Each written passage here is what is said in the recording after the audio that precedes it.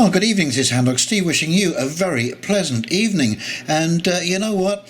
I have read some things in my life, I've seen some things in my life, but this absolutely takes the cake. Now, this woman here, she's a 40-year-old woman, and she used Gorilla Glue to hold down her hair. And now she is claiming that the company didn't go far enough to put enough warnings on the package, and that the lawyer is saying that prejudice is involved in this whole situation.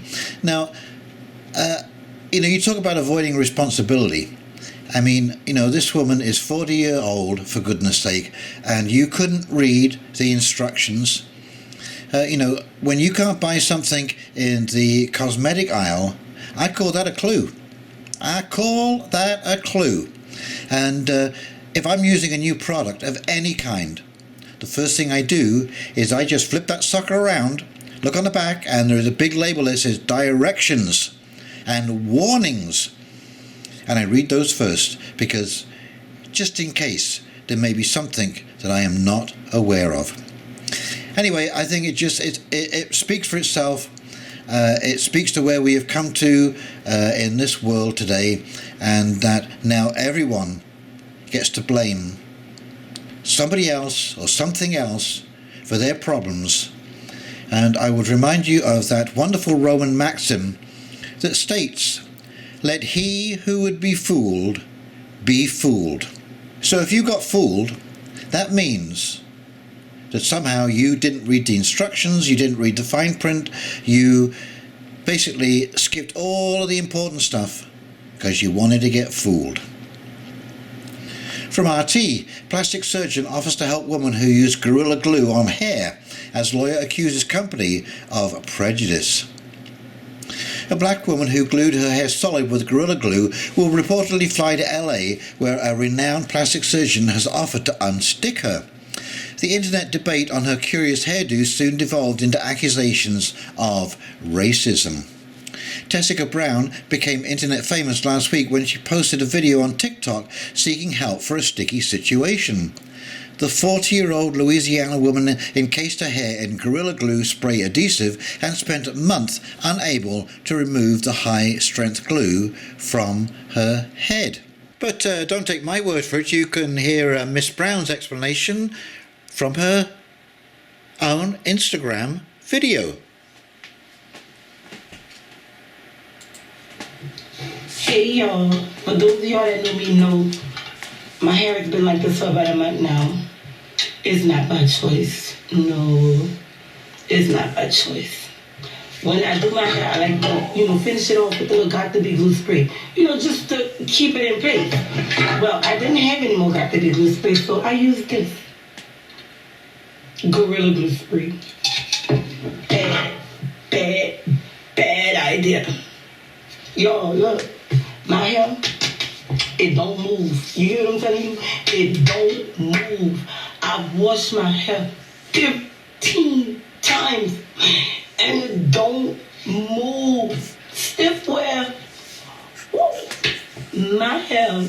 So I'm going to tell y'all like this.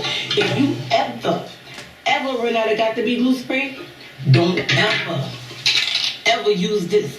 And there you go. That's why you should always read the instructions.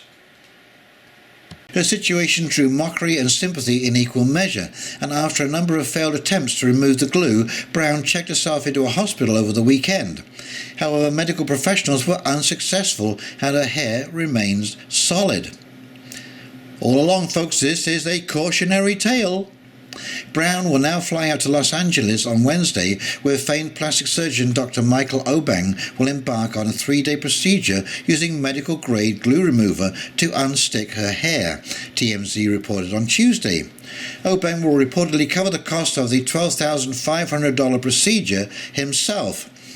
Now, it's kind of interesting that they already have a fixed price and a procedure. So this cannot be the first case of some idiot gluing something to their body and having buyer's remorse afterwards. Though Gorilla Glue is not sold in the beauty aisle, Brown apparently felt misled, telling her TikTok followers that she usually uses Schwarzkopf's Got to Be Glued to finish off her hairdo and assumed Gorilla Glue would work similarly. After emerging from the ER, TMZ reported on Monday that she was weighing legal options against the glue company due to a label on the glue calling it multi-use. Gorilla Glue released a statement on Monday reminding the public that our spray adhesive states in the warning label, "Do not swallow, do not get in eyes, on skin or clothing." And here it is right here. We are aware of the situation and we are very sorry to hear about the unfortunate incident that Miss Brown experienced using our spray adhesive on her hair. This is a unique situation because this product is not indicated for use in or on hair as it is considered permanent. Our spray adhesive states in the warning label, "Do not swallow, do not get in eyes, on skin or on clothing." It is used for craft, home, auto or office projects to mount things to surfaces such as paper, cardboard, wood, laminate and fabric. We are glad to see in her recent video that Miss Brown has received medical treatment from her local medical facility and wish her the best. For some of Brown's defenders, that warning clearly wasn't enough. Your product failed to adequately warn, knowing hair glue in fact exists and many black women use hair glue as hair adhesive, and for this your company is liable. Lawyer Xavier Pope tweeted at Gorilla Glue before claiming that black people are disproportionately impacted by being injured by products they buy to save money because of systemic inequality. Others blame racism for forcing Brown to use glue on her hair in the first place. And this from Sunny Hostin. So many are being dismissive of Gorilla Glue Girl, given the history of how black women are targeted and still battle a pervasive belief that our natural hair is unprofessional, unkempt, or in some way a statement. Please show her some grace and understanding. Well, you still have to read the label. You still have to see how to use the product, even if you're buying something off the beauty shelves. You have to read that product. If you're going to use sodium hydroxide, for example, to straighten hair, you better know what you're doing. And yes, it is on the beauty shelves, because a lot of coloured women use sodium hydroxide to take the curl out of their hair. But as I say, by golly, you better read the instructions or your hair is going to dissolve. Amid the accusations and counter-accusations, Brown has managed to crowdfund nearly $13,500 in just over a day to cover her medical bills. Well, good for you, but it's still no excuse. And I think that, as I say, this is a testimony of where we are today. People don't bother to read the label.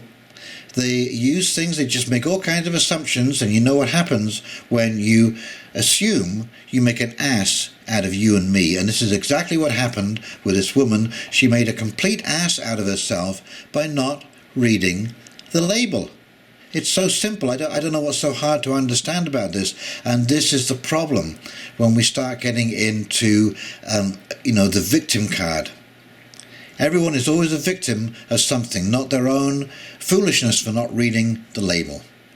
Anyway, I know this is maybe a little tongue-in-cheek and controversial, and I'm sure I'll get some interesting comments below. But if you did enjoy this article, please like, comment and subscribe. And in the meantime, this is Houndog Steve signing off, wishing you a very pleasant evening, and we'll talk very, very shortly. You take care now. Bye.